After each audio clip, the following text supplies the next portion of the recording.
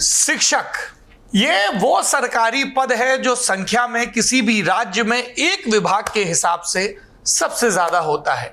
और ये वो पद भी है जो चुनाव के दौरान भी महत्वपूर्ण रहता है, क्योंकि सबसे ज्यादा यही बनते हैं पीठासीन अधिकारी। कहा जाता है कि शिक्षकों की नाराजगी सत्ता को भारी पड़ती है। तो इस पर बंगाल का मामला कुछ अलग है, क्योंकि 25,000 से ज्यादा शिक्षकों की भर्ती को सुप्रीम कोर्ट के आदेश के बाद अवैध करार दिया गया है। और सुप्रीम कोर्ट ने यह आदेश इसलिए दिया क्योंकि इन भर्तियों में भारी अनियमितता थी, जिसके चलते ममता बनर्जी सरकार में तब के शिक्षा मंत्री जेल भी गए थे, इस्तीफे भी हुए थे। ममता बनर्जी कह रही हैं सब ठीक कर देंगे, लेकिन शिक्षकों को उन पर यकीन नहीं है। धरना, प्रदर्शन, विरोध, स्टेडियम भराव आदि इत्यादि चल रहा है। पर यह तो कलकत्ते की बात हो गई। दिल्ली आते हैं तो उन्हीं ममता बनर्जी के लोकसभा और राज्यसभा के सांसद आपस में लड़ते नजर आते हैं, और इतना लड़ते हैं कि उनकी लड़ाई के स्क्रीनशॉट बीजेपी की आईटी सेल के मुखिया अमित मालवीय के पास भी पहुंच जाते हैं और ट्विटर पर पोल कराए जाने लगते हैं। तो नेता नगरी के इस सत्र में हम इन दो विषयों पर विस्तार से बात करेंगे। हमारे साथ जुड़ रहे हैं तीन मेहमान। इंडिया टुडे के कंसल्टिंग एडिटर, वरिष्ठ पत्रकार, आप पहले भी मिल चुके हैं उनसे, जयंतो घोषाल। जयंतो दा, बहुत बहुत स्वागत है आपका एक बार फिर से नेता नगरी में। नमस्ते। दूसरे मेहमान हैं इंडिया टुडे के डिप्टी एडिटर अनुपम मिश्र, ये भी कोलकाता से हमारे साथ जुड़ रहे हैं। अनुपम जी, आपका भी बहुत बहुत स्वागत है सर। नमस्कार। नमस्कार। नमस्कार। तीसरी मेहमान है इंडिया टुडे की स्पेशल करेस्पॉन्डेंट, जिनका नेता नगरी में डेब्यू हो रहा है, जो बीजेपी समेत कई बीट्स को कवर करती है और टीएमसी भी कवर करती हैं, ऐसी ऐश्वर्या पालीवाल जी। आपका भी ऐश्वर्या जी बहुत बहुत स्वागत है। Thank you. हम कलकत्ते के झगड़े पर जाएं उससे पहले दिल्ली के झगड़े पर बात कर लेते हैं। ऐश्वर्या जी, ये जो स्क्रीनशॉट लीक हुए, फिर सौगत राय की प्रेस कॉन्फ्रेंस हुई, कल्याण बनर्जी कुछ कह रहे हैं, महुआ मोइत्रा कुछ कह रही हैं, कीर्ति आजाद कुछ कह रहे हैं, असल में मामला क्या है ये बताइए जरा विस्तार से। मामला ये है कि टीएमसी जो पिछले 3 महीनों में 4 महीनों में सबसे ज्यादा इलेक्शन कमीशन जा चुकी है, उसकी टीम को एक बार फिर इलेक्शन कमीशन जाना था। एक मेमोरेंडम था, उस मेमोरेंडम पे एमपीज के सिग्नेचर होने थे। उस मेमोरेंडम में किस एमपी का सिग्नेचर होगा इसकी लिस्ट कोलकाता से बन के आई थी। ओके। इस लिस्ट में कल्याण बनर्जी का ये कहना है कि महुआ मोइत्रा का नाम नहीं था। अब नाम नहीं था तो मतलब सिग्नेचर भी नहीं होगा। डिसाइड ये हुआ था टीएमसी एमपीज के बीच में कि वो लोग जाएंगे पहले पार्लियामेंट में जो उनका पार्टी ऑफिस है वहाँ पे सब मुलाकात करेंगे लगभग 9:30 बजे। उसके बाद मेमोरेंडम पे सिग्नेचर्स होंगे, वो लोग आपस में डिस्कस करेंगे। उसके बाद 10:30 के आसपास ये इलेक्शन कमीशन पहुंचेंगे। सारे एमपीज पहुंच जाते हैं पार्लियामेंट। पता चलता है कि कल्याण बनर्जी, जिनके पास वो मेमोरेंडम था जिसपे सिग्नेचर होने थे, वो आए नहीं है। तो गुस्सा बढ़ता है। इसी गुस्से के साथ ये लोग पहुंचते हैं इलेक्शन कमीशन पहुंचते हैं तो वहां पे कल्याण बनर्जी ने ऑलरेडी खड़े हुए मिलते हैं।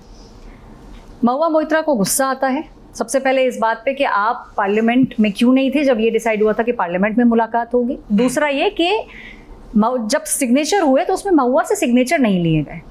कल्याण बनर्जी भी चिल्लाने लगे, वो अपनी सफाई देने लगे। उन्होंने कहा जब आपका नाम मेरे पास आया ही नहीं था तो फिर मैं आपके सिग्नेचर कैसे लेता।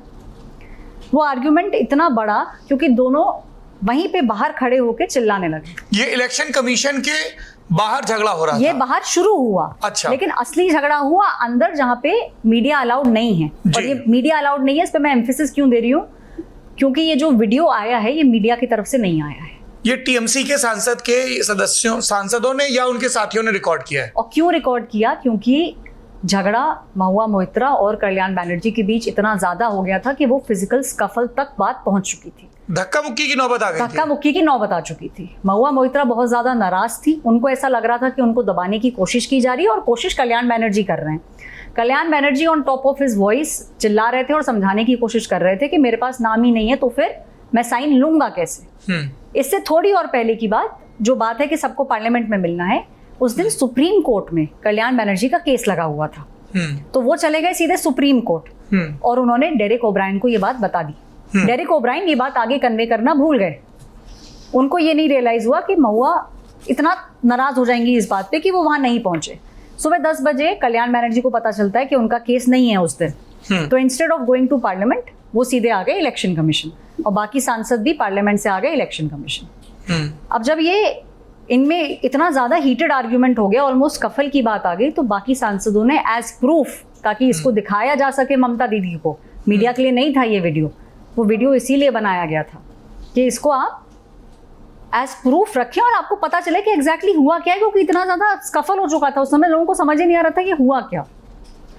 महुआ क्योंकि नाराज़ थी और उनको लगा कि उनके साथ बदतमीजी हुई है, जो कि वाजिब सी भी बात है। अगर मेरे सामने भी कोई ऑफिसर होगा जहाँ बीएसएफ के वहाँ लोग खड़े थे, तो महुआ उनके पास गई और उन्होंने उस ऑफिसर को रिक्वेस्ट करी कि आप कल्याण बनर्जी को यहाँ से हटाओ।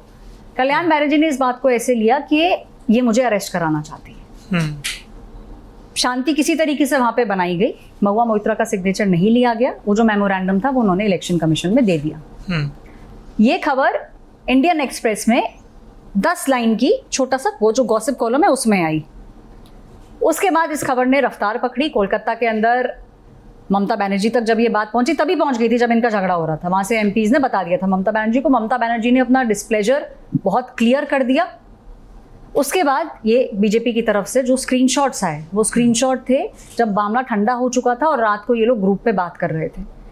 इसके अंदर कल्याण बनर्जी ने कहा कि महुआ मोइत्रा आप इंटरनेशनल लेडी हैं, उनके ऊपर समवॉट क्या आप बहुत सारे लोगों को जानती हैं, एचएम को भी जानती हैं, ऑफिस में एचएम के लोगों को आप जानती हैं। इस तरीके का इंटरनेशनल लेडी वाला जो एक रिमार्क है कि जो उन्होंने कीर्ति आजाद को भी कहा कि आपका गृह मंत्रालय और इंटरनेशनल ग्रेट लेडी, तो क्या कल्याण बनर्जी महुआ मोइत्रा को इंटरनेशनल ग्रेट लेडी कहते हैं? जी, कहते नहीं है, बट उस कॉन्वर्सेशन में कहा। और ये जो टिप्पणी है कि आज मैं उस जेंटलमैन को भी मुबारकबाद देता हूं जिसने इंटरनेशनल ग्रेट लेडी की एक्टिविटीज का खुलासा किया, से इनका तात्पर्य उन वकील से है जो पिछले साल खबरों में आए थे। यस। तो मतलब इनके इंटरनल सांसदों वाले ग्रुप में खूब पर्सनल टिप्पणियां भी होती हैं। पर्सनल टिप्पणियां दी तो कीर्ति आजाद फोरफ्रंट पे इसलिए है बिकॉज उन्हें लगा कि आपको इस तरीके के एलिगेशन लगाने की जरूरत नहीं है, मामला खत्म हो चुका है, अब आप इसको रबर की तरह मत खींचिए। महुआ मोइत्रा का नाम नहीं था, महुआ मोइत्रा ममता बनर्जी से कर लेंगी बात। वहां पे चिल्ला चौट हुई, तो अब आप इसको छोड़िए, आगे की तरफ बढ़ते हैं। फिर उन्होंने कीर्ति आजाद को ही होंक दिया। उन्होंने कीर्ति आजाद को, मुझे सलाह मत दो, तुम सीनियर नहीं हो उम्र में, पार्टी को बेच देना चाहते थे, तुम अब भी इंटरनल पॉलिटिक्स के कैप्टन हो। तो हम लोगों ने ये तो सुना है ऐश्वर्या कि डेरेक ओब्रायन और महुआ मोइत्रा की नहीं पटती है, दोनों को लाइमलाइट, मीडिया अटेंशन, दिल्ली में टीएमसी का फेस कौन होगा। फिर ये नए कॉम्पिटिटर आ गए कल्याण बनर्जी, जिनकी वो कित कित कित वाली स्पीच बड़ी 2024 के चुनाव के बाद वायरल हुई थी। तो क्या और नए नए खेमे पैदा हो गए टीएमसी में?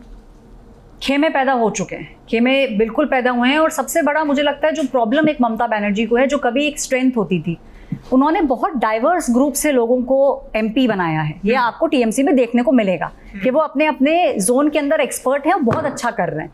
अब जब आप इतना अच्छा करने वाले लोगों को एक साथ ले आओगे तो हो सकता है कि उनमें थोड़ी सी दिक्कत हो। और सबसे मजे की बात यह कि ये किस्से कहानियां दिल्ली आके ही होते हैं। आपको कभी भी वेस्ट बंगाल के अंदर ऐसा कुछ नहीं नजर आएगा कि एक सांसद दूसरे सांसद से जो है मतलब भिड़ रहा है या उसकी कुछ अनबन हो रही है या कोई स्क्रीनशॉट्स हो रहे हैं। ये लड़ाइयां जो होती हैं ये दिल्ली आके ही होती हैं।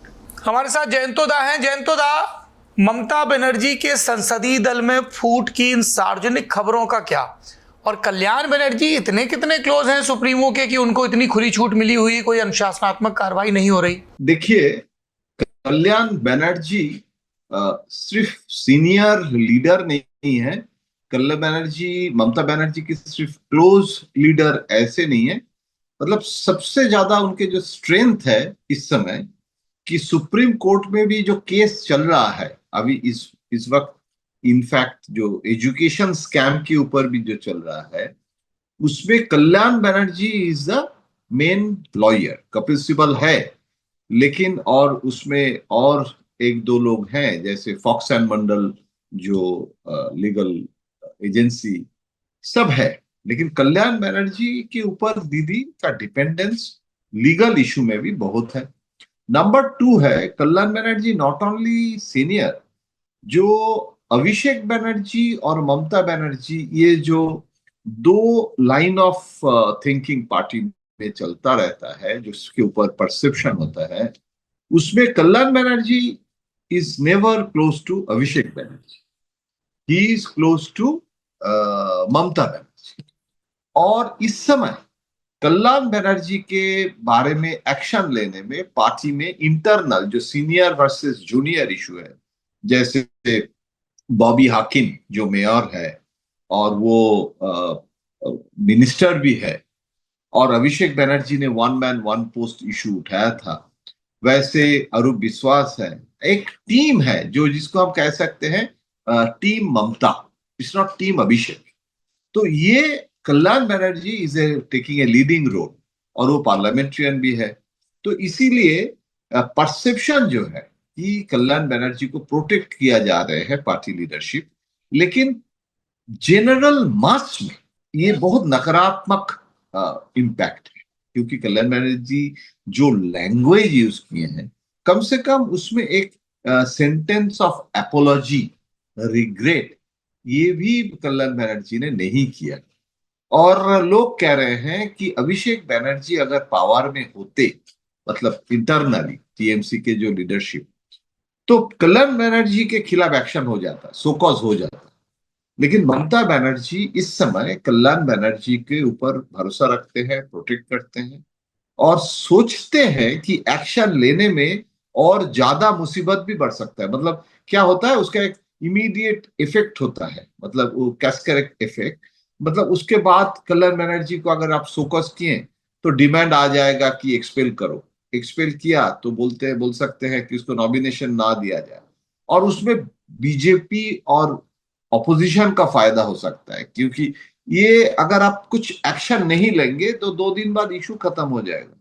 ये भी एक स्ट्रेटेजी भी है जो मान के ममता चल रही है। ये मेरा एनालिसिस है, मुझे तो ममता ने बोले नहीं है ना, कोई इंफॉर्मेशन नहीं है, but it's analysis of my own political जो अनुभव जो है कवर करने के, बहुत सालों से कवर कर रहा हूं, इसीलिए मुझे लगता है दीज आर द रीजंस। अनुपम जी, कल्याण बनर्जी को कहां से ताकत मिलती है? क्या कोई कार्रवाई होगी? सौगत राय की प्रेस कॉन्फ्रेंस तो हम लोगों ने देख ली। क्या चल रहा है कांग्रेस के संसदीय दल में, सॉरी टीएमसी के संसदीय दल में? जी देखिए, ये बात सबको पता है कि कल्याण बनर्जी को ममता बनर्जी बहुत पसंद करती हैं, और जब ये मामला हुआ उसके बाद ममता बनर्जी को जैसे ही ये जानकारी मिली, उन्होंने दोनों से ही बात की है और किसी भी तरह मामले को ठंडा किया, क्योंकि उन्होंने डायरेक्टली इंटरवीन किया इस पूरे मामले में। लेकिन देखिए, इस पूरे मामले में कोई बड़ी कार्रवाई अभी होती नजर आ रही है ऐसा कुछ भी नहीं है। हमें ऐसी कोई जानकारी अभी तक नहीं मिल रही है। हालांकि एक जो जानकारी है कि महुआ मोइत्रो को थोड़ा सा ममता बनर्जी ने डांटा है, ऐसी जानकारी जरूर है।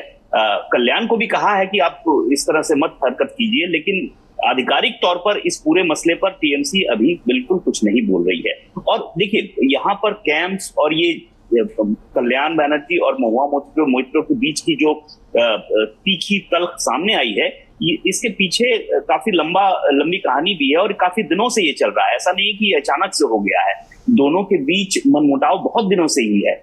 लेकिन वो उजागर अब हुआ जब ये पब्लिकली सबके सामने हुआ। लेकिन ऐसा नहीं है कि इससे पहले भी दोनों के बीच में कुछ नहीं हुआ है। मैं नाम तो नहीं लूंगा, कई एमपी से मैं बात कर रहा था, तो ये जो खटपट, ये तनाव है दोनों के बीच में, ये काफी पुराना है। ये यहाँ पर तो सबको मालूम है, और उसका ही एक आउटबर्स्ट देखने को हमें मिला उस दिन पार्लियामेंट में। असल में काकुली घोष दस्तीदार का नाम था, एमपी की जो लिस्ट मेरे पास है जिसमें 8-9 एमपीज ने दस्तखत किए थे, तो काकुली घोष दस्तीदार किसी वजह से, संभवतः तबियत खराब होने की वजह से नहीं आ पाई थी, और डेरेक ने फिर महुआ को कहा कि आप चली जाइएगा वहां। तो चूंकि शुरुआत में महुआ को वहां नहीं आना था, काकुली घोष दस्तीदार को आना था, उनके दस्तखत भी थे, लेकिन वो नहीं आ पाई। उनकी जगह जब महुआ पहुंची और देखा कि मेरे दस्तखत ही नहीं है, जबकि मुझे यहाँ आने को कहा गया है, और ये जो कन्वर्सेशन हो रही थी, और जैसा कि ऐश्वर्या ने कहा कि कल्याण बनर्जी का सुप्रीम कोर्ट में मामला था, लेकिन उनको अचानक से पता चला कि मामला थोड़ा 11 बजे होना है, तो वो तुरंत फिर उन्होंने कल्याण बनर्जी को कह दिया था कि मैं सीधे पहुंचूंगा वहां। तो वो सीधे वहां पहुंचे, लेकिन वो जल्दी पहुंच गए, 10:05 के आसपास पहुंच गए, और 10:05 10:10 के बीच में ही ये पूरी की पूरी घटना हुई है। तो वहां पर नाम नहीं होने की वजह से ये पूरा का पूरा मामला हुआ, लेकिन इसके पीछे का मनमुटाव जाहिर तौर पर था, और भीतर ही भीतर दोनों में काफी खटपट है, ये बात जाहिर तौर पर हमें मालूम है। तो इसी का एक आउटबर्स्ट यहाँ पर देखने को मिला है, लेकिन बहुत बड़ी कार्रवाई अभी होगी ऐसी कोई सूचना हमारे पास नहीं। ये बताइए कि आप दोनों ही लोग कि अभिषेक बनर्जी यहां पर है, अब पावर सेंटर तो असली अभिषेक बनर्जी हैं, तो अभिषेक बनर्जी का से नहीं रहता है। इनमें से कौन से लोग उनके खेमे में माने जाते हैं? सब उनके खेमे में हैं। देखिए, इसके अंदर अभी भी जो इंटरवेंशन रहता है वो हमेशा ममता बनर्जी का रहता है, और उसका कारण ये है कि ममता बनर्जी एक बहुत पर्सनल कॉन्वर्सेशन करती हैं सारे एमपीज के साथ, और कई सारे एमपीज को जो वो लेके भी आई हैं वो अपने पर्सनल कॉन्वर्सेशन की वजह से लेके आई हैं। और अभिषेक इन चीज़ों से, जितना जो मेरी अंडरस्टैंडिंग है, डिस्टेंस बना के रखते हैं, क्योंकि ये ऐसा मैस है कि ममता बनर्जी से ही डायरेक्टली आए। और देखिए दूसरी बात है, एमपीज भी इस समय ममता बनर्जी की सुनेंगे कि दीदी ने कहा है। कल्याण बनर्जी जब उस दिन अपने घर के बाहर, उनके घर के बाहर हम लोग खड़े हुए थे, वो बाहर आए, उन्होंने हमसे बात करी, बट उन्होंने बोला कि दीदी ने बोल दिया है नहीं बोलना, तो अब कुछ भी हो जाए मैं नहीं बोलूंगा। सेम चीज़ कीर्ति आज़ाद के साथ भी है। कीर्ति आज़ाद ने ये बोला, जो क्योंकि उनका नाम था उसके अंदर, उन्होंने कहा दीदी से बात हो गई है, दीदी ने बोला नहीं बोलना है तो मैं नहीं बोलूंगा। महुआ मोइत्रा के साथ भी सेम है, महुआ मोइत्रा की डायरेक्टली ममता बनर्जी से बात हो चुकी है। जी अनुपम भाई, आप जोड़ रहे थे इसमें कुछ? आपने कहा जो पावर सेंटर की बात है, पावर सेंटर अभी भी लेकिन ममता बनर्जी के ही पास है, उन्हीं की चलती है, चाहे वो दिल्ली में एमपीज हो या पश्चिम बंगाल में जो भी विधायक हैं वो हैं। हालांकि बीच में एक old guard versus new guard का आपको पता है कि काफी दिनों तक ये चला था।